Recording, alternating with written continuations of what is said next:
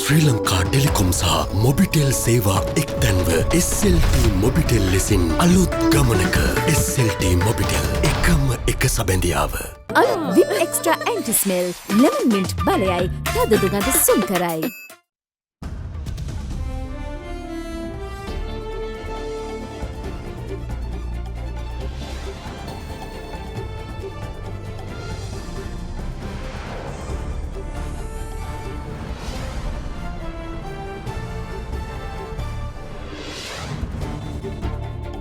අද 2021 පෙබරවාරි 22 සඳුදා සිරස්තල පාස්කු කොමිසමේ අවසන් වාර්තාව ලැබෙනතුරු දේශපාලනඥයින් හමුවීම කාර්දිනල් හිමියන් ප්‍රතික්ෂේප කරයි. කතෝලික රදගුරු සම්මේලනයත් කනස්සල්ල පළ කරයි. කොමිටු පත් කරලා කරගෙන යන ඒ වැඩපිළිවෙල ගැන අපිට ලොකු සැකයක් තිබෙනවා. සුවය ලැබූ කොවිඩ් රෝගීන් ගන්න 75,000 ඉක්මවයි. තවත් එන්නත් ලක්ෂ 5ක් ලංකාවට. වීගොවියා සහල් මාෆියාවට යටවුවහොත් සහතික මිලෙන් නිවත්වීමට සිදුවනවා කෘෂිකර්ම ඇමති කියයි. එක්සත් ජාතීන්ගේ මානව හිමිකම් සැසිය ඇරඹේ. ශ්‍රී ලංකා ක්‍රිකට් කණ්ඩායමේ වේගපන්දු පුහුණුකාර තනතුරෙන් චමින්දවාස් ඉල්ලා අස්වේ. ඇල්කොහොල් අඩංගු හෑන්ඩ් සැනිටයිසර් භාවිත කරන්න. ලෙඩ රෝග ඇති කරන විෂ බීජවලට එරෙහිව සටන් කරන්න. හඳුන්වාදීමේ මිල රුපියල් 350යි. From Ada Derana, this is Ada Derana Prime Time with Kushani Fernando and Kalindu Karuna Ratna. Live from Studio 24 in Colombo. අයිබෝවන්. ඔබ අදත් එක්වන්නේ ශ්‍රී ලංකාවේ අංක 1 සහ විශ්වසනීයම පුවත් විකාශය අද දෙරන 6:55 සමගින්. පාස්කු ඉරුදින ත්‍රස්ත ප්‍රහාරය පිළිබඳ විමර්ශනය කළ ජනාධිපති කොමිසමේ අවසන් වාර්තාවේ පිටපතක් තමන්ට ලබා දෙනතුරු කිසිදු දේශපාලනඥයෙක් හමු නොවන බව අගරදුගුරු අතිඋතුම් මැල්කම් කාදිනල් රංජිත් හිමිපාණන් තීරණය කර තිබෙනවා. මේ අතර නව කමිටුවක් පත්කිරීම හරහා පාස්කු ඉරුදින ත්‍රස්ත ප්‍රහාරය සම්බන්ධයෙන් සිදු කෙරෙන විමර්ශන පිළිබඳ විශාල සැකයක් මතුව ඇතැයි ශ්‍රී ලංකා කතෝලික රදකුරු සම්මේලනය පවසනවා. The big story. පාස්කු ඉරුදින ත්‍රස්ත ප්‍රහාරය සම්බන්ධයෙන් විමර්ශනය කළ ජනාධිපති කොමිසමේ අවසන් වාර්තාව අධ්‍යයනය කිරීම සඳහා ජනාධිපති ගෝඨාභය රාජපක්ෂ මහතා පසුගිය 19 වනදා කැබිනට් අනුකමිටුවක් පත් කරනු ලැබුවා. කෙසේ වෙතත් එම නව කමිටුව පත් කිරීම පසුදිනම අගරදුගුරු අතිඋතුම් මැල්කම් කාදිනල් රංජිත් හිමිපාණන් විසින් විවේචනය කරනු ලැබුවේ කටුවපිටිය දේවස්ථානයේ පැවති විරෝධතාවකට එක්වමින්. උගත් මිනිස්සු 5 දෙනෙක්ගෙන් සැදුම්ලත් කොමිෂන් සභාව දුන්න විනිශ්චය සහ දුන්න රෙකමදාරුව ඒක දුන්නේ ආණ්ඩුවට ඒ කරුණු ඉෂ්ට කරන්න විතරයි. ඒ මිසක් O level පාස් වෙච්ච නැති මිනිසුන්ට මේක තීරණය කරන්න දෙන්න පුළුවන් නෑ.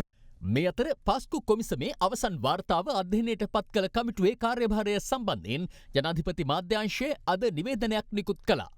එහි දැක්වෙන්නේ පාස්කු ඉරුදින ත්‍රස්ත ප්‍රහාරය පිළිබඳ විමර්ශනය කළ ජනාධිපති කොමිසමේ අවසන් වාර්තාව ගැඹුරින් අධ්‍යයනය කිරීම අරමුණු කරගනිමින් මෙම කමිටුව පත් කර ඇති බවයි. කමිටුවට සමාජිකයින් තෝරා ගැනීමේදී ඔවුන්ගේ දේශපාලන පරිණතභාවය හා විවිධ ක්ෂේත්‍රවල ඉහළ දැනුම වැනි සාධක පිළිබඳ අවධානය යොමු කළ බවද එම නිවේදනයේ දැක්වෙනවා. පාස්කු ඉරුදින ත්‍රස්ත ප්‍රහාරය පිළිබඳ ජනාධිපති කොමිෂන් සභාවේ වාර්තාවේ නිර්දේශ අනුව චුද්ධතීන්ට නඩු පැවරීම සහ විභාග කිරීම යුක්තිය පසඳලීමේ සම්මත පටිපාටිය ප්‍රකාරෝම ක්‍රියාත්මක වන බවද ඊට බැදිහත්වීමක් පත්කරන ලද කමිටුවෙන් අපේක්ෂා නොකරන බව මෙම නිවේදනයේ සඳහන්.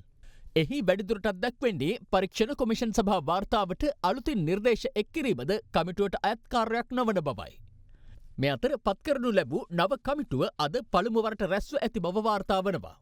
පවතින තත්ත්වය යටතේ ජනාධිපති කොමිසමේ අවසන් වාර්තාව තමන් වෙත ලබා දෙන තෙක් කිසිදු දේශපාලනඥයෙක් පෞද්ගලිකව මුණ නොගැසීමට අගරදුගුරු අතිඋතුම් මැල්කම් කාදිනල් රංජිත් හිමිපාණන් තීරණය කර තිබෙනවා. අගරදුගුරු පදවි මාධ්‍යංශය සඳහන් කරන්නේ ඒ හේතුවෙන් මාර්තු මාස 2 වන දිනට යෙදී තිබුණු පාර්ලිමේන්තුවේ පක්ෂ විපක්ෂ කතෝලික මන්ත්‍රීවරුන් හා අගරදුගුරු හිමිපාණන් අතර හමුවද කල් දමා ඇති බවයි. මේ අතර නව කමිටුවක් පත්කිරීම හරහා පාස්කු ඉරුදින ත්‍රස්ත ප්‍රහාරය සම්බන්ධයෙන් සිදු කෙරෙන විමර්ශන පිළිබඳ විශාල සැකයක් මතුව ඇති බව ශ්‍රී ලංකා කතෝලික රදගුරු සම්මේලනය පවසනවා. ජනාධිපති කොමිසම මහා විශාල වාර්තාවක් සකස් කරගත්තා. ජනාධිපතිතුමාට පිළිගන්නවා. දැන් පීලි පැනල තියෙන තත්ත්වයක් තමයි අපි දකින්නේ. කොමිටු පත් කරලා දැන් කරගෙන යන ඒ වැඩපිළිවෙල ගැන අපිට ලොකු සැකයක් තිබෙනවා. මේ සැකය දුරු කිරීම සඳහා මේ වාර්තාව විශේෂයෙන්ම කාඩිනල්තුමන් අතට පත් කරන්නට ඕන. ගේ සැකය දුරු කිරීම සඳහා ජනාධිපතිතුමා ඉතාමත්ම ඕනෑකමින් ඉල්ලා සිටිනවා ඒ සුදුසු පියවර කඩිනමින් ගන්නටයි කියලා. පාස්කු ප්‍රහාරය ගැන විමර්ශනය කරන්න ඉතා විද්වත් ශ්‍රේෂ්ඨ විනිසුරුවරුන් වැනි උත්තමයෙන් ගෙන් සමන්විත කමිටුවක ඒ කාරණා ඉටු වෙද්දී බොහෝ අය ප්‍රශ්න කරනවා මේ තවත් කමිටුවක් පත් කරේ ඇයි කියන එක. ඒක විමර්ශනය කරන්න විද්වත් සුදුසු අය පත් වෙන්නට ඕනේ. එසේ පත් වී නැති බවයි අද බොහෝ දෙනෙක්ගේ මතය. මේ අතර අදත් විවිධ පාර්ශව කොමිසමේ අවසන් වාර්තාව අධ්‍යයනයට පත් කරන ලද කැබිනට් අනුකමිටුව සම්බන්ධයෙන් මෙලෙස අදහස් පළ කළා. මේ ප්‍රහාරේ මහමොලකරුවන් කවුද පිටිපස්ස හිටියේ කවුද උඩ හිටියේ කවුද කියලා හොයාගන්න නැති තාක්කල් රටේ ආරක්ෂාව අනුතුරුයි. මේ පාස්කු ප්‍රහාරය වැනි ප්‍රහාරක වාර්තා පවා සංගවන්න උත්සාහ කරන පාලකයෝ කිසිම නිර්දේශයක් සංගවා තැබීමට හෝ විනාශ කිරීමට හෝ විකෘති කිරීමට අපේ අනුකමිටුව තුළ කිසිම අවස්ථාවක් නැහැ. අපි ප්‍රතිඥාවක් දෙනවා. ඊටාම විනිවිද ආකාරයෙන් කමිටුවේ කටයුතු සිදු වෙනවා කියලා. මාර්තු මාසේ 15 වෙනිදා වන විට අපේ වාර්තාව අපේ අමාත්‍ය මණ්ඩලයට දැනුම් දීමට නියමිතයි. ජනාධිපති විමර්ශන කොමිසමේ වාර්තාව අතිඋතුම් කාදින මැල්කම් රංජිත් හිමිපාණන්ට ලබා දෙන්න කටයුතු කළේ නැහැ. එහෙමනම් ඇයි මේ රජ මේ වාර්තාව යට ගහන්න තවත් කමිටුවකට මේ වාර්තාව අධීක්ෂණය කරන්න දෙන්නේ? මොකක් හරි මෙතන කොස්සක් තියෙනවා. ඇයි මේ ආණ්ඩුවට පක්ෂපාතී මන්ත්‍රීවරු 6 දෙනෙක් පත් කරේ? එහෙමනම් පත් කරන්න තිබන්නේ විපක්ෂීය මන්ත්‍රීවරුත් ඇතුළුව. ලංකාවේ මේකට සම්බන්ධ 3 දෙනෙකුට ඇමරිකාවේ නඩු දාලා තියෙනවා. රටක් හැටියට අපි ලැජ්ජ වෙන්න ඕනේ. ලංකාවේ අපේ අත්අඩංගුවේ ඉන්න මේ 3 දෙනාට විරුද්ධව තවම වශයෙන් නඩු දාන්න බැරිලා තියෙනවා. හැබැයි මේ කොමිෂන් සභාවේ තියෙන සමහර සංවේදී තැන් ඒ කියන්නේ ආරක්ෂක අංශ වලට බලපාන තැන් තියෙන්න පුළුවන්, බුද්ධි අංශ වලට බලපාන තැන් තියෙන්න පුළුවන්. ඒ නිසා ඒවා ඉවත් බවක් නැතුව සමාජගත කරන්න බෑ. ඒ නිසා සුපරීක්ෂාකාරීව මේ පියවර ගන්නේ මහා සංඝයා වහන්සේ ඊයේ මාධ්‍ය සාකච්ඡා කියලා කියනවා මේ ඕ ලෙවල් එක පාස් නැති අය මේ කමිටුවේ ඉන්නවා කියලා. ඉතින් මේට වඩා ප්‍රබුද්ධ අය ඇත්තටම රජේ නැත්ද දාන්න. මොකෝ නැත්තේ ඕන තරම් ඉන්නවා. ඉතින් මේ මන් දන්නේ කාටද ඕ ලෙවල් නැත්තේ කියලා. බැංකු පොලිය අඩුම වෙලාවේ ලක්ෂ 5ක් ගෙවා වෙන් කරගන්න. Mulberry residence. වේගයෙන්ම ක්ලේම්ස් ගෙවන ලංකාවේ හොඳම සෞඛ්‍ය රක්ෂණය සොෆ්ලොජික් ලයිෆ්. මෙරට කෝවිඩ් ආසාදිතයින් සංඛ්‍යාව අද පස්වරුවේ 80,000 සීමාව ඉක්මවා ගියා. ඒ අද පස්වරුවේ වාර්තා වූ නව ආසාදිතයින් 223 දෙනාත් සමගින්. මේ අතර ඔක්ස්ෆර්ඩ් ඇස්ට්‍රාසෙනෙකා එන්නත් ලක්ෂ 5ක් ලබන බ්‍රහස්පතින්දා දිවයිනට ගෙන එන බව වැඩ බලන සෞඛ්‍ය ඇමති මහාචාර්ය චන්න ජයසුමන මහතා පවසනවා.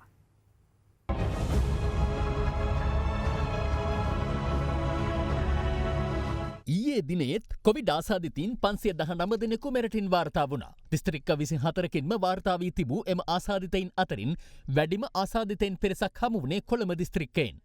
එම සංඛ්‍යාව 122ක්. ආසාදිතයින් වාර්තා වූ සෙසු දිස්ත්‍රික්ක ලෙස මහනුවරින් 85ක්, ගම්පහින් 64ක්, පුත්තලමින් 51ක්, රත්නපුරින් 31ක් සහ නුවර එළිය දිස්ත්‍රික්කයෙන් ආසාදිතයින් 25 දෙනෙකුද වාර්තා වුණා.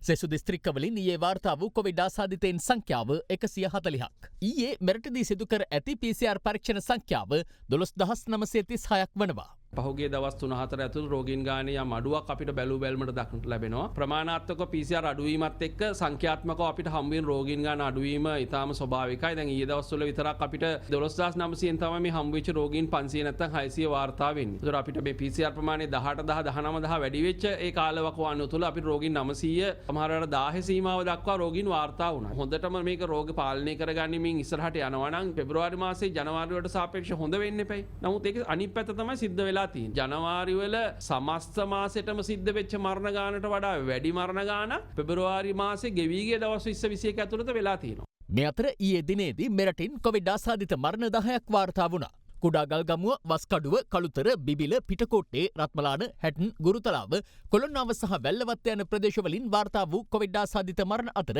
කාන්තාවන් 30 දෙනෙකු සහ පිරිමි පුද්ගලයන් 7 දෙනෙකුද වනවා. ඒ අනුව මේ දක්වා මෙරටින් වාර්තා වූ සමස්ත කොවිඩ් ආසාදිත මරණ සංඛ්‍යාව 445ක්. කොරෝනා මරණ සම්බන්ධයෙන් සංඛ්‍යාලයකන පරස්පර ප්‍රතිඵල තමයි නිකුත් කරනවා කියන්නේ. මියෑමට පෙර සහ පසුව සිදු වුණු දේවල් සියල්ල සමාලෝචනය කරලා කොරෝනා මරණයක්ද නැද්ද කියලා තීරණය කරන්නේ. එක පුද්ගලයෙක් හෝ කණ්ඩායමක් විසින් කරන තීරණයක් නෙවෙයි. ඒ රෝගියාට ප්‍රතිකාර කරපු වෛද්‍යවරයාත් මරණ පරීක්ෂණය කරන අධිකරණ වෛද්‍යවරයාත් ප්‍රදේශයේ මහජන සෞඛ්‍ය නිලධාරීන් වන සෞඛ්‍ය නිලධාරී ඇතුළු සියලු දෙනාගේම තොරතුරු එක්ස්ප්‍රෙස් කරලා මිසක් හිතුමතයට කරන දෙයක් නෙවෙයි. ඒ නිසා අපිට එක තැනකින් මේ තොරතුරු වසන් කිරීමක් වෙනවා නම් එහෙම දෙයකට ඉඩකඩක් කොහෙත්ම නැහැ. ඒ නිසා මට කියන්න තියෙන්නේ එවැනි වසන් කිරීමක් සිද්ධ වන්නේ නැහැ. නමුත් මේ පිළිබඳව අවශ්‍ය කරන තොරතුරු ලබා ගැනීමට අවශ්‍ය වුණොත් සෞඛ්‍ය අමාත්‍යාංශය අමතලා ඒ අවශ්‍ය තොරතුරු ලබා ගැනීමට සෑම කෙනාටම අයිතියක් තියෙනවා. මාතර බන්ධනාගාරයේ රැඳවුවන් සහ නිලධාරීන් 53 දෙනෙකුට පසුගිය 16 වෙනිදා සිදු කළ PCR පරීක්ෂණවලින් ඉන් 27 දෙනෙකුටම වෛරසය ආසාදනය වී ඇතැයි තහවුරු වී තිබෙනවා. පැළවත්තේ පිහිටි ආණ්ඩුවේ රස පරීක්ෂක දෙපාර්තමේන්තුවේ සේවයේ නියුතු පුද්ගලයෙකුට කොවිඩ් ආසාදනය වීමත් සමග අද පෙරවරු 11:30ට පමණ එම දෙපාර්තමේන්තුව තාවකාලිකව වසා දැමුණු බව වාර්තා වුණා. ඇතුළේ එක්කෙනෙක් මෙහෙම ප්‍රසිද්ධ වෙලා තියෙනවා. අපි ඒක මොකක් හරි නිරාකරණය කරගන්නකම් මේක සමුද වෙනකම් වහලා කියලා කියන්නේ කිව්වා. හදිසියේ වසා දැමුණු රස පරීක්ෂක දෙපාර්තමේන්තුවේ සේවය ලබා ගැනීම සඳහා දිවයිනේ විවිධ ප්‍රදේශවලින් පැමිණි ජනතාව සහ රාජ්‍ය නිලධාරීන් අපහසුතාවයට පත්ව සිටි අයුරු දැක ගන්නට ලැබුණා. අපි දැන් මේ ආයෙ උසාවියට යන්නේ කොහොමද? යන් කොවිඩ් මර්ධන එන්නත් කරන වැඩසටහන යටතේ ඉන්දියාවෙන් ලද ඔක්ස්ෆර්ඩ් ඇස්ට්‍රාසෙනෙකා එන්නත් අද දිනේදීත් වෛරසය ව්‍යාප්ත වීමේ වැඩි අවදානමක් ඇති කොළඹ මහනගර සභා සීමාව තුළ පදිංචි ජනතාවට ලබා දීම කොළඹ ස්ථාන 7කදී සිදු කෙරුණා.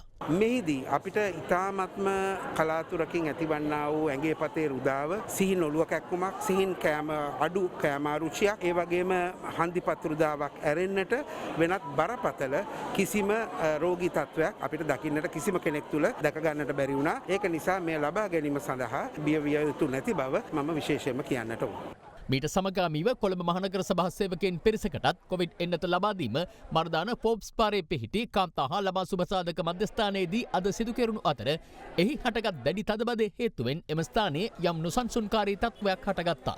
දෙකට වැඩි දැන් මම නම් හැබැයි මීට දෙකට පස්සේ ගාන තමයි දැන් ඉන්නේ. අපි දැන් උදේ 10 ඉඳලා ඉන්නේ මාත්‍යා. ඒකමාරකට ඉත් වෙන්න වෙනවා අපි වෙන්න බෑ. ඔක්කොම මිනිස්සු මෙතෙන්ට ගෙන්නලා අර පොඩි කෝරයක් තියන්නේ. එමෙන්ම කටුනායක ගුවන් තොටුපළේ කාර්ය මණ්ඩල සේවකයින්ටත් ඇස්ට්‍රාසෙනෙකා එන්නත ලබා දීම අද දිනෙත් සිදු කෙරුණේ ගුවන් හමුදා වෛද්‍ය කාර්ය මණ්ඩලයේ නිලධාරීන් විසින්. ඊයේ දිනේදී මෙරට පුද්ගලයන් 35912 දෙනෙකුට එන්නත් කරණය සිදු කර තිබෙනවා. ඒ අනුව එන්නත ලබා දී ඇති සමස්ත පුද්ගලයන් සංඛ්‍යාව 3,38,769ක්. මේ එන්නත් ලබා දීම සැලසුමකින් තොරව සිද්ධ වෙනවද කියලා මේ චෝදනාවක් තියෙනවා. යම් යම් පුද්ගලයන් විසින් මේ සැලසුමට පිටස්තරව විවිධ බලපෑම් කරලා ඇඳුනුම්කම් භාවිතා කරනවා වෙන්න පුළුවන්. නැත්නම් තනතුරු භාවිතා කරනවා වෙන්න පුළුවන්. එන්නත් ලබා දෙන මධ්‍යස්ථානවලට ගිහිල්ලා මේ අපිට ගහලා දෙන්න. එමත් නැත්නම් අපිත් එක්ක එන අයට ලබා දෙන්න කියලා. මේක මොකද මේ එන්නත ලබා ගැනීම කාටත් තියෙන අයිතියක්. ඒ නිසා අපි කවටවත් මේක එන්නත ලබා නොදී ඉඳීමේ බලාපොරොත්තුවක් නැහැ. එම නිසා සියලු දෙනාම තමන්ගේ අවස්ථාව ලැබෙන තෙක් ඉවසිල්ලෙන් ඉන්න කියලා ඉල්ලා සිටිනවා. මේ අතර රාජ්‍ය ඖෂධ නීතිගත සංස්ථාව විසින් ඉන්දියාවේ සීරම් ආයතනයෙන් එනොම් කරන ලද ඇස්ට්‍රාසෙනිකා කොවිෂීල්ඩ් එන්නතේ තවත් මාත්‍රා ලක්ෂ 5ක් එළඹෙන බ්‍රහස්පතින්දා රාත්‍රියේ මෙරටට ලැබීමට නියමිත බව වැඩබලන සෞඛ්‍ය අමාත්‍ය මහාචාර්ය චන්න ජයසුමන මහතා අද දෙරණට සඳහන් කළා. අද තවත් ආසාදිතයන් 223 දෙනෙකු වාර්තා වීමත් සමග මෙරට සමස්ත කොවිඩ් ආසාදිතයන් ගණන 80222ක් දක්වා ඉහළ ගොස් ඇති බව වසංගත රෝග විද්‍යාංශය පවසනවා. කොවිඩ් ආසාදිතව සිටි පුද්ගලයන් 811 දෙනෙකු අද පූර්ණ සුවය ලබා පිටව යාමත් සමග ප්‍රතිකාර හා නිරෝධායන කාල සීමාව අවසන් කළ සමස්ත සංඛ්‍යාව 75110ක්. ඒ අනුව තවදුරටත් ප්‍රතිකාර ලබන්නේ සක්‍රිය ආසාදිතයන් 4667 දෙනෙකු පමණයි.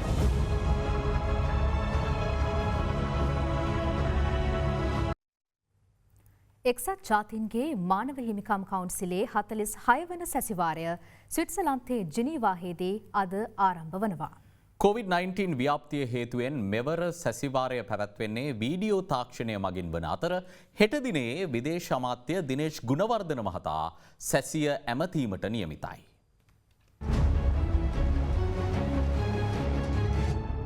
එක්සත් ජාතීන්ගේ මානව හිමිකම් කවුන්සිලේ 46 වන සැසිවාරය ස්විට්සර්ලන්තයේ ජිනීවා නුවරදී අද ඇරඹුණා. අදින් ඇරඹෙන 46 වන මානව හිමිකම් සැසිවාරය ලබන මාර්තු 23 වන දින දක්වා පැවැත්වීමට නියමිතයි. මෙවර මානව හිමිකම් සැසිවාරය COVID-19 වසංගත තත්ත්වය හේතුවෙන් පළමුවරට වීඩියෝ තාක්ෂණය ඔස්සේ පැවැත්වීමද විශේෂත්වයක්. එක්සත් ජාතීන්ගේ මානව හිමිකම් සැසිවාරයේදී මානව හිමිකම් මහකොමසාරිස්වරිය විසින් ශ්‍රී ලංකාව තුළ සංහිඳියාව වගවීම සහ මානව හිමිකම් ප්‍රවර්ධනය කිරීම පිළිබඳ වාර්තාවක් ඉදිරිපත් කිරීමට නියමිතව තිබෙනවා. එක්සත් රාජධානිය කැනඩාව ජර්මනිය ඇතුළු රටවල් 6ක් ඒකාබද්ධව ශ්‍රී ලංකාවට එරෙහිව යෝජනාවක් ගෙන ඒබට සැලසුම් කර ඇති බවද වාර්තා වනවා. අනෙක අපි ඉල්ලා සිටිනවා මානව හිමිකම් කවුන්සිලේ ඒ අයගේ විෂය පටය තුල වැඩ කළ යුතුයි. රටක අභ්‍යන්තර ප්‍රශ්නවලට අතපෙවීමට මානව හිමිකම් කවුන්සිලයට නීතිමය හෝ සදාචාරාත්මක අයිතියක් නැහැ. 20 වන ආණ්ඩුක්‍රම ව්‍යවස්ථා සංශෝධනය. ඒක ශ්‍රී ලංකා පාර්ලිමේන්තුවට ශ්‍රී ලංකා ජනතාවට අයිති දෙයක්. ඒතර මේ රටේ ත්‍රිවිධ හමුදාවලට රජයේ නොයෙක් නිලතලවලට කරන පත්වීම් ඒවා පිළිබඳ රජය වගේ කියන්නේ ශ්‍රී ලංකා ජනතාවට. එක රටක් ඉලක්ක කරගෙන ගේන යෝජනාවලට අපි සාමුලින්ම විරුද්ධයි. ඉන්දියාව සහයෝගය ලබා දෙයි. කිසිසේත් විශ්වාස කරන්නේ අපේ රටට විරුද්ධ දෙයක් ඉන්දියාව කරයි කියලා. මානව හිමිකම් මහ කොමසාරිස් කාර්යාලය පිළිගන්න වාර්තා ලංකාව යවණේව නෙමෙයි. ඇත්ත වශයෙන්ම මේ සැරසෙන්නේ යුද අපරාධ අධිකරණය වෙත ගෙනියන. මානව හිමිකම් කවුන්සිලයට මුකුත් කරන්න බෑ.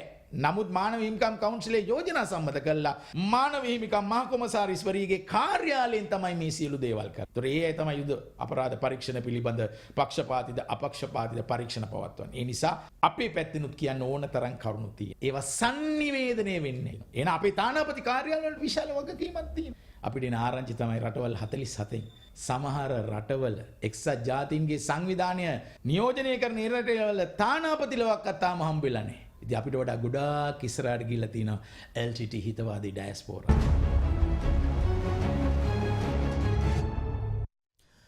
වීගොවියා සහල් මාෆියාවට යට වුවහොත් සහතික මිලෙන් ඉවත්වීමට සිදුවන බව කෘෂිකර්ම අමාත්‍ය මහින්දානන්ද අලුත්ගමගේ මහතා පවසනවා.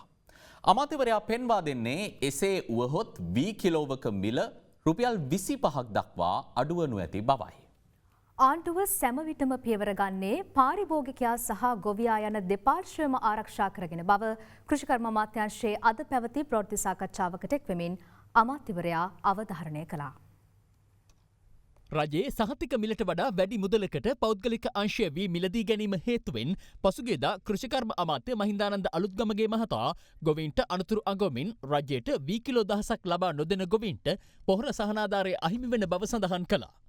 ඊට ගොවින්ගෙන් දැඩි විරෝධතාවක් එල්ල වූ අතර කෘෂිකර්ම අමාත්‍යවරයා එම අමාත්‍යංශයේදී මාධ්‍ය හමුවක් පවත්වමින් කියා සිටියේ රට තුළ සහල් හිඟයක් ඇති නොවන බවයි. රජය ප්‍රතිපත්තිමේ තීන්දුවක් ගත්තා ලංකා ඉතිහාසයේ පළවෙනි වතාවට රජයේ සතුව වී මෙට්‍රික් ටොන් ලක්ෂ 3ක් තියාගන්න. මේ සඳහා මිලියන 23000ක් ප්‍රතිපාදන වෙන් කරා. රජයේ විසින් ගොවියට පොහොර ටික දෙනවා, ජලය ටික නොමිල දෙනවා, රක්ෂණය නොමිල දෙනවා, තාක්ෂණය නොමිල දෙනවා. මේ සියල්ල රජයෙන් අරගෙන සහල් මුදලාලිට එකක් විතින් මේ සියල්ල තුට්ටු දෙකට ලබා ගන්නවා. මේ අවුරුද්දේ යල සහ මහ වී මෙට්‍රික් ටොන් මිලියන 5ක් අපි බලාපොරොත්තු වෙනවා නිෂ්පාදනය කරන්න. මේකෙන් අපිට හාල් ලැබෙන ප්‍රමාණය මෙට්‍රික් ටොන් ලක්ෂ 30යි. අපේ අවශ්‍යතාවය මෙට්‍රික් ටොන් ලක්ෂ 25යි. අද වෙනකොට විපක්ෂය අපිට චෝදනා එල්ල කරනවා ගොවියාගේ පොහොර සහන ආධාරයට ගහන්නයි මේ උත්සාහ කරන්න කියලා. ඒ නිසා අපි කියන්න ඕනේ මේක සම්පූර්ණ අසත්‍යයක්. මේ රටේ වී ගොවියෝ ඉන්නේ 10,41,923යි. මේකෙන් අපි වී මිලදී ගන්නේ හෙක්ටයාර් එකකට වැඩි ගොවීන්ගෙන් පමණයි. හෙක්ටයාර් එකකට වැඩි ගොවීන් ඉන්නේ 2,66,991යි. මේන් හෙක්ටයාර් එකට වැඩි ඉන්න ගොවීන් සංඛ්‍යාව 2,66,921යි. ඒ කියන්නේ 127යි. 173කට පොහොර සානාධාරයේ ඒ ආකාරයෙන්ම ලැබෙනවා. අපි මේ 2,66,000න් ඒ කියන්නේ 127න් මේ ගොවියන්ගෙන් තමයි 110ක් අපට ලබා දෙන්න කියන ඉල්ලීම අපි කරලා තියෙනවා. මේ වෙනකොට මේ රජය සහල් සංචිතයක් ලබා ගන්නවා කියනකොට මේ සහල් මාෆියාවට සම්බන්ධ වෙන අය බය වෙලා තියෙනවා. දැන් මේගොල්ලෝ අපි 50ක සහතික මිල කරපු ගමන් මේගොල්ලෝ දැන් ගිහලා 54ට මිලදී ගන්නවා. මේ කට්ටිය කරන්නේ 54ට ගොවියන්ගෙන් නිෂ්පාදනයෙන් 75ක් 80ක් මේ සහල් මාෆියා පුද්ගලයන් විසින් මිලදී ගන්නවා. මේගොල්ලෝ අරගෙන අන්තිම 105 නැත්නම් 10 රුපියල් 65කට 70කට ගන්නවා. ඒකලා ආණ්ඩුවට බල කරනවා මේ 110ක වී ටික අරගෙන අපට නිෂ්පාදනය සඳහා විශාල මුදලක් යනවා. ඒ නිසා හාල් 125ට දෙන්න ඕනේ කියලා. එහෙම කරලා බිලියන ගාණක් වංචාවක් කරනවා. මේක තමයි මේ වී මෝල් හිමියන් අද සුදුන වගේ මාධ්‍යට බිල්ල කතා කරනවා. රටේ සහල් හිඟයක් ඇති වෙනවා. වී මිල ඉහළ ගියොත් මොකද්ද වෙන්නේ? ඒගොල්ලෝ 60කට මිලදී ගත්තොත් වෙන්නේ 111කට අපිට හාල් විකුණන්න වෙන්නේ. සජිත් ප්‍රේමදාස මහත්තයා අද පොහොර සානාධාර ආධාරය ගැන කතා කරනවා. එතුමට අමතක වෙලා 2014 2019 අවුරුදු කාලේ මේ රටේ සහවර පොහොර සහන ආධාරය 100% කප්පාදු කරපු ආණ්ඩුවේ කැබිනට් ඇමතිවරයා. මේ මහා පරිමාණ සාල් මාෆියාව මේකට බහැලා තියෙන එක ගැන පුදුම වෙන්න ඕනේ නැහැ. මේ ලංකාවේ 4-5 දෙනෙක් ඉඳගෙන එක කන්නකින් බිලියන ගණන් හම්බ කරනවා. එහෙම කරන්න රජයකට දෙන්න බෑ. ඊළඟ කන්නේට පොහොර රුපියල් 4000ට දෙන්නද හදන්නේ. මේ රටේ පුතා සමස්ත ගොවියන්ගෙන් 73%කට ඒ විදිහටම පොහොර සහන ආධාරය ලැබෙනවා. ඉතුරු 27%ත් මේ විදිහට කිලෝ 1000 දුන්නොත් ලැබෙනවා. දැනට වී කිලෝ ලක්ෂ 20ක් ලැබිලා. ඒ කියන්නේ ගොවියෝ දීලා. සමහර විට සමස්ත ගොවියන්ගෙන් 1%කට හෝ 2%කට මේ පොහොර සහන ආධාරය නොලැබේ. අනිත් එක අමතක කරන්න එපා. මේ දෙකටම ලෑස්ති නැත්නම් ගොවියා ආණ්ඩුවට සිද්ධ වෙනවා පාලන මිලෙන් ඉවත් වෙන්න. එතකොට මොකද වෙන්නේ? වී කිලෝ එක රුපියල් 25ට බයිනවා. රංජන් රාමනායක මහතාගේ මන්ත්‍රී ධුරය සුරක්ෂිත වුවත් ඔහුගේ ජීවිතය අවදානමක පවතින බව විපක්ෂ නායක සජිත් ප්‍රේමදාස මහතා පවසනවා. අද පෙරවරුවේ බන්ධනාගාරගත කර සිටින මන්ත්‍රීවරයා හමු වී මාධ්‍ය වෙත අදහස් දක්වමින් විපක්ෂ නායකවරයා මේ බව සඳහන් කළා. විපක්ෂ නායක සජිත් ප්‍රේමදාස මහතා අද පෙරවරුවේ අඟුණුකොළ පැලැස්ස බන්ධනාගාරය වෙත ගොස් පාර්ලිමේන්තු මන්ත්‍රී රංජන් රාමනායක මහතාගේ සුවදුක් විමසා බැලුවා. රංජන් රාමනායක මැතිතුමා අදටත් මන්ත්‍රීවරයෙක් ඒ වගේම ඉදිරියටත් මන්ත්‍රීවරයෙක්. පැහැදිලි තීන්දුව මේ වන විට පාර්ලිමේන්තුවේ මහලේකම්වරයාට අභියාචනාධිකරණය ලබා දීලා තිබෙනවා. නඩුව විභාග වෙලා අවසන් තීන්දුවක් එනතෙක්. කතානායකවරයාගේ යුතුයකම සහ වගකීම වන්නේ රංජන් රාමනායක මැතිතුමාව වහාම පාර්ලිමේන්තුවට ගෙන්වීම. රංජන් රාමනායක මැතිතුමාගේ අයිතීන් වෙනුවෙන් අපි පෙනී සිටිනවා. මෙම ස්ථානයේ රංජන් රාමනායක මැතිතුමාව තියා ගැනීම එතුමාගේ ජීවිතයට තර්ජනයක්. රජය වග කියන්නට ඕන රංජන් රාමනායක මැතිතුමාගේ ජීවිතය. අනුරාධපුර අවන්ති දේවී කාන්තා ළමා නිවාසයේ දැරියන් ලිංගික අපයෝජනයට ලක්වී ඇතැයි කාන්තා හා ළමා කාර්යාංශය පත් කළ කමිටුවේ වාර්තාවන්ට අනුව තහවුරු වන බව රාජ්‍ය අමාත්‍ය පියල් නිශාන්ත මහතා පවසනවා. මෙම ළමා නිවාසයේ සිදුවන අකට යුතුකම් පිළිබඳව අද දෙරණ උකුස්සා පසුගිය දින කිහිපය පුරා අනාවරණ කළා.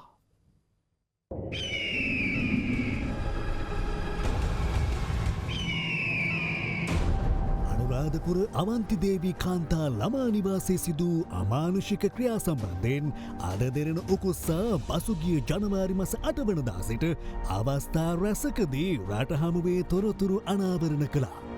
ඒ අනුව ළමා නිවාසයට යෝගා ව්‍යායාම ඉගැන්වීමට පැමිණි PS නලින්ද කැලුම් සේනානායක නැමැත්තාද මේ වන විට රක්ෂිත බන්ධනාගාර ගත කර ඇත්තේ ලිංගික අඩත්තේට්ටම් කළ බවට දැරියන් දුන් ප්‍රකාශ පදනම් කරගනිමින්.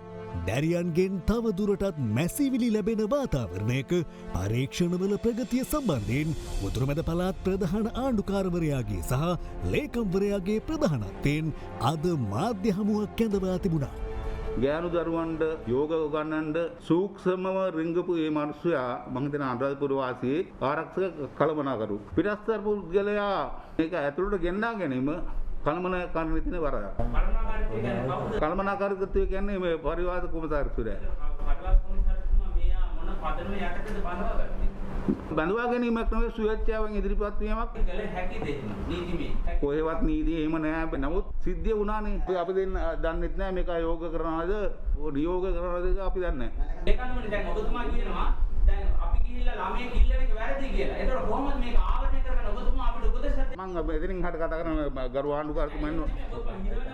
නෑ මාට හිරවන්න දෙයක් නෑ. හරි. කාන්තාම් ළමා නිවාසයක රාත්‍රී භෝජන සංග්‍රහයක් සංවිධානය කිරීම අතිශයින්ම පාලකයන් අතින් සිදු වූ බරපතල වරද්ද. අමාත්‍යාංශ ලේකම්වරයාත් මේකට සහභාගී වෙලා තියෙනවා. ලේකම්වරයා ලේකම්කමින් ඉවත් කරා. සමාජ සේවා කොමසාරිස්වරයා අපි එතනින් ඉවත් කළා. දැන් මේ වෙනකොට චෝදනා පත්‍ර අපි නිකුත් කරලා තියෙනවා මේ නිලධාරීන් 3 දෙනාටම. එතන ඉන්නවා ඉඩම් කොමසාරිස්වරයා. ඔය රියදුරු මහත්තයාට සිද්ධ වෙච්ච දේම සිද්ධ වෙනවා මේගොල්ලන්ට.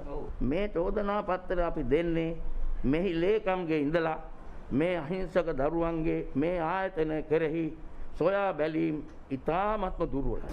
මාධ්‍ය හමුව අවසානයේ එම ස්ථානයට වැඩම කළ පූජ්‍ය පාගොඩ ජනිතවංශ හිමි ළමා නිවාසයේ අපචාර සම්බන්ධයෙන් චෝදනා එල්ල වී ඇති නිලධාරීන්ට පක්ෂපාතීව අදහස් පළ කළා. මම අහන්නේ කීර්ති ළමයි සම්බන්ධව ගනුදෙනුවක් කළා නම් අනිවාර්යෙන් කීර්තිට දඬුවම් දෙන්න ඕනේ කරලා තියෙනවා නම් මේ කෝ සාක්ෂි ගරු අධිකරණයේද සංස්කරණය නොකරපු සීඩි කැටි ආයතන විසින් ලබා දීලා තියෙනවා. දරුවන්ගේ ඇතුළාන්ත මොන හරි ප්‍රශ්නයක් තියෙනවා අපේ හැමෝටම. ඒක තමයි ඇත්ත. අපේ හැමෝටම ඇත්ත කියනවනේ අපේ හැමෝටම කාට ඇත්ත නොකියුවා. ගුරු සංගම් පැවසුවේ තවමත් විවිධ අඩත්තේටම් වන බවට දැරියන්ගෙන් චෝදනා ලැබෙමින් පවතින බවයි. යම් නිලධාරියෙක් මැදිහත් වෙලා ළමයි යම් මුදල් වලට අලෙවි කරනවා කියන සාක්ෂි තියෙනවා. ඒ වගේම අපට නම් වශයෙන්මුත් තොරතුරු තියෙනවා ළමයි විවිධ අපචාර වල යෙදුවා කියලා කියන්න මේ සම්බන්ධව විමර්ශනය කරන ආයතන සම්බන්ධව පැහැදිලි විශ්වාසයක් නැහැ. දෙරණ මාධ්‍යවේදියාට තර්ජනය කිරීම කරලා තියෙනවා. ඒ තර්ජනය කිරීම හරියට විමර්ශනය වෙන්නේ නැහැ පොලිසියෙන්. මේ අතර කාන්තා හා ළමා සංවර්ධන රාජ්‍ය අමාත්‍ය පියල් නිශාන්ත මහතා පැවසුවේ කාන්තා හා ළමා කාර්යාංශය පත් කළ කමිටුවේ වාර්තාවන්ට අනුව අවන්ති ළමා නිවාසේ දැරියන් ලිංගික අපයෝජනයට ලක්ව ඇති බවයි. අපි පත් කරපු කමිටු දෙකේ වාර්තා අපිට ලැබිලා තියෙනවා. ඒ වාර්තා දෙකෙත් පැහැදිලිවම තියෙනවා මේ දරුවන් ලිංගික කායික මානසික අපයෝජනයට ලක් වෙලා කියලා. මේ කාරණය සිද්ධ වෙලා තින්නේ මේ මෑත කාලේ විතරක් නෙවෙයි. ඒ වගේම මෙයට සම්බන්ධ ඉහළ නිලධාරීන් ඉන්නවා. මේ ඉහළ නිලධාරීන්ට අනිවාර්යයෙන්ම නීතිය ක්‍රියාත්මක කරන උදවිය මේ සම්බන්ධව ක්‍රියා කරන්න ඕනේ. පාකිස්තාන අග්‍රාමාත්‍ය ඉම්රාන් ඛාන් මහතා හෙට දෙදින නිල සංචාරයක් ආරම්භ කරමින් දිවයිනට පැමිණෙනවා.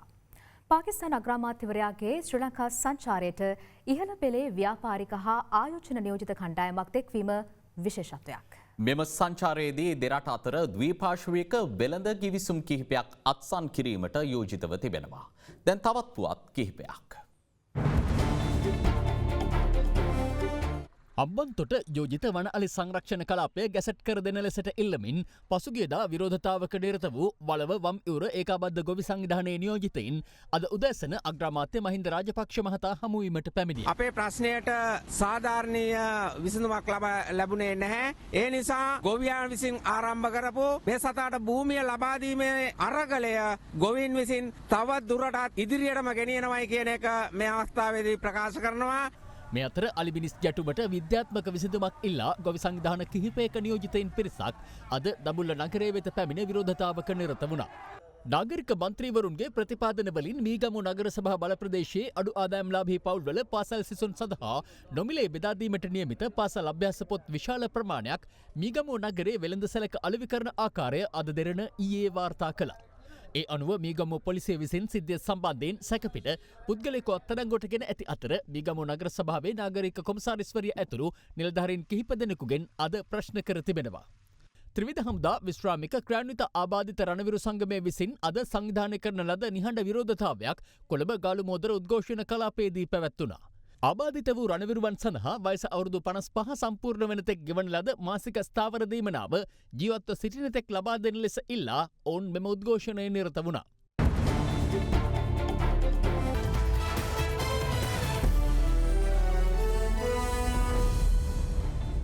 අද ක්‍රීඩා පුවත් ගෙන එන්නේ තාලුක මුණසිංහ.